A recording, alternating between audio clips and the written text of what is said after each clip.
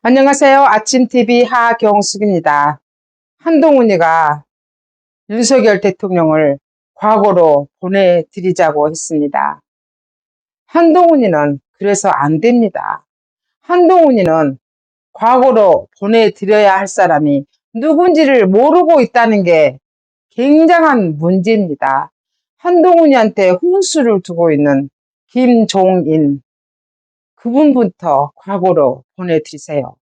김종인이라는 사람이 우리나라의 정치사에 훈수를 두는 그 순간부터 대한민국은 나락으로 떨어지고 있습니다.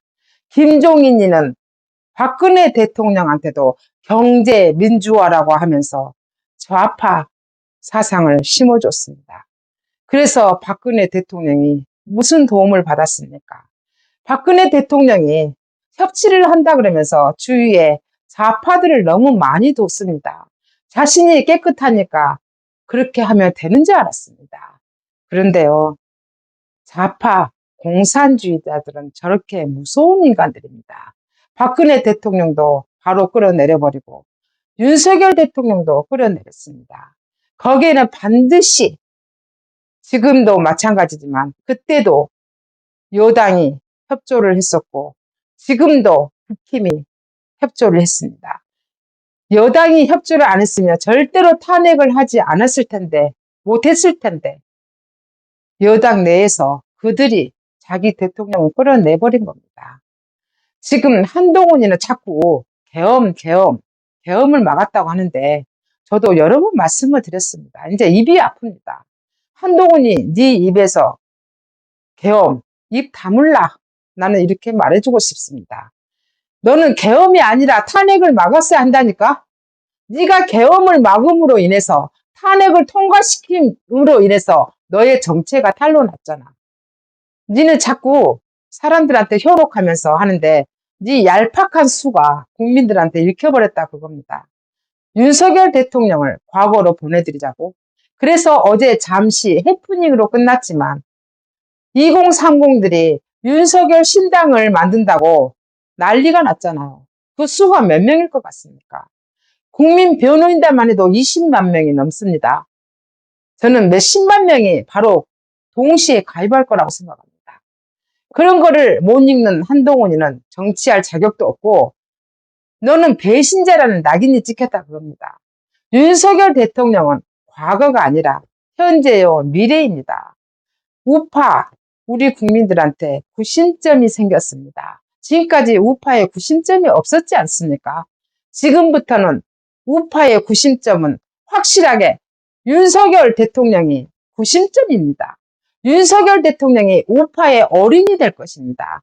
누구도 그 선을 넘지 못할 것입니다. 우리 국민들은 윤석열 대통령한테 고마워하고 있습니다. 저는 심지어 어떤 생각을 하냐면 많은 사람들은 윤석열 대통령을 비난하는 사람들 중에 아유 멍청이 좀만 참지 이재명이 감옥이나 넣고 보지 이렇게 해도 말을 합니다. 어쩌면 그 말이 맞을 수도 있습니다. 하지만 지나놓고 보니 그때 참고 이재명이 감옥 보내고 했으면 더 좋았을 뻔했던 것도 사실입니다만은 이미 물은 엎질러졌습니다. 그렇지만 그 상황에 대통령이 그렇게 치열하게 싸웠기 때문에 국민들이 깨어나기 시작했습니다. 이재명이가 감옥에 가버렸으면 우리가 이렇게 절실하지 않았을지도 모릅니다. 항상 현실은 바로 봐야 되고 긍정적인 면이 많다는 것을 생각해야 됩니다. 이 모든 사실을 역사가 판단해 주겠지만 이게 저는 부정적이라고 생각하지 않습니다.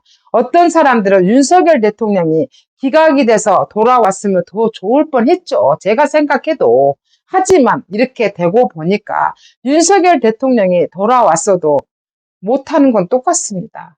저들은 대통령을 계속 탄핵시킨다고 했을 것이고 우리나라는 계속 불안했을 겁니다.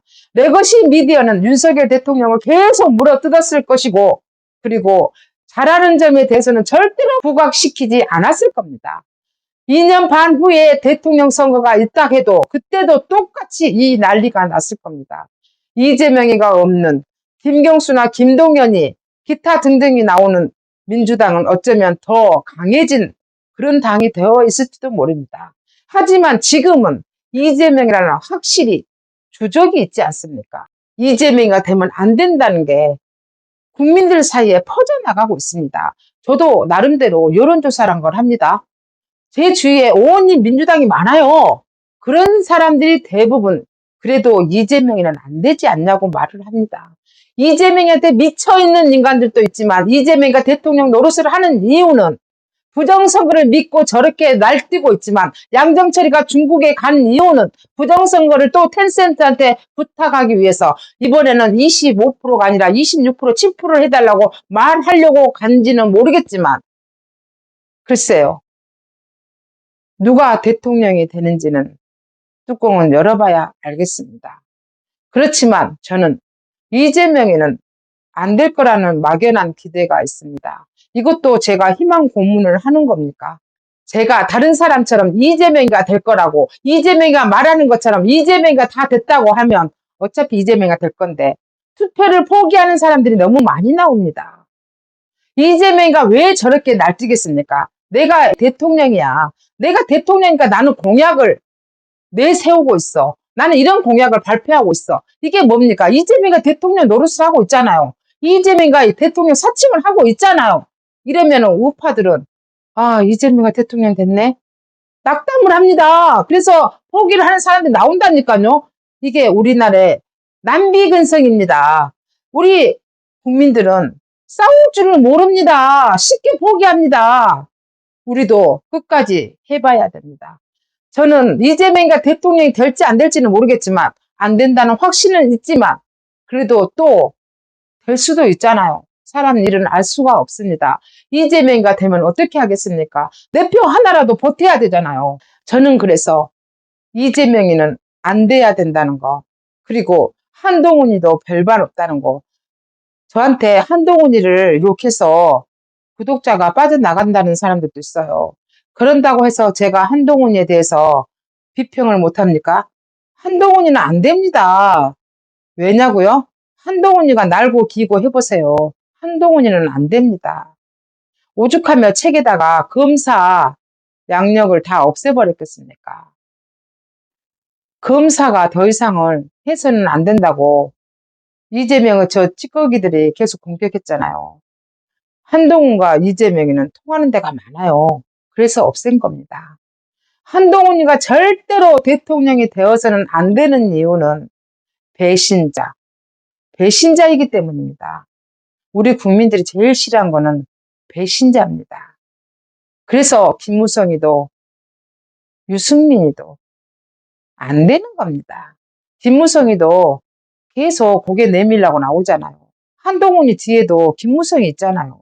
그래서 안 되는 겁니다. 여러분들도 현실을 직시해야 됩니다. 한동훈이는 안 됩니다. 다시 말씀드리지만 윤석열 대통령은 우리 대한민국의 현재요, 미래입니다. 지금까지 진실을 알려드리는 아침TV 하경숙이었습니다.